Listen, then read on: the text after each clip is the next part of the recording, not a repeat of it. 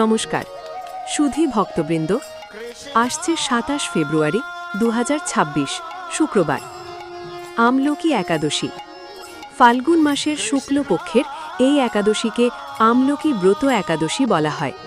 পৌরাণিক বিশ্বাস অনুযায়ী এই ব্রত পালন করলে সমস্ত পাপ থেকে মুক্তি পাওয়া যায় এবং অক্ষয় পুণ্য লাভ হয়। এখনও যারা ফলো সাবস্ক্রাইব করেননি, দ্রুত করে নিন।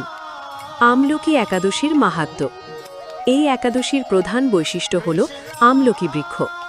শাস্ত্রমতে আমলকি বৃক্ষকে ভগবান বিষ্ণুর আদি বৃক্ষ বলা হয়।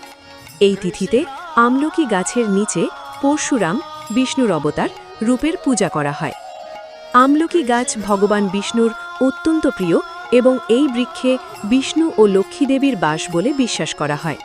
বলা হয়, সৃষ্টির শুরুতে ভগবান বিষ্ণু যখন পরমানন্দ অশ্রু ত্যাগ করেছিলেন, তখন তা থেকে আমলকি বৃক্ষের জন্ম হয়। পারণ বাংলাদেশ ৬টা ২৩ মিনিট থেকে 10টা 20 মিনিট, পশ্চিমবঙ্গ 5টা 53 মিনিট থেকে 9টা 57 মিনিট।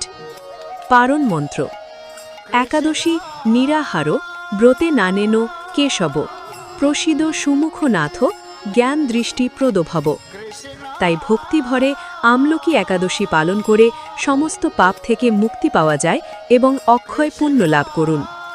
হরে কৃষ্ণ, কৃষ্ণ কৃষ্ণ হরে হরে, হরে রাম, রাম রাম হরে হরে।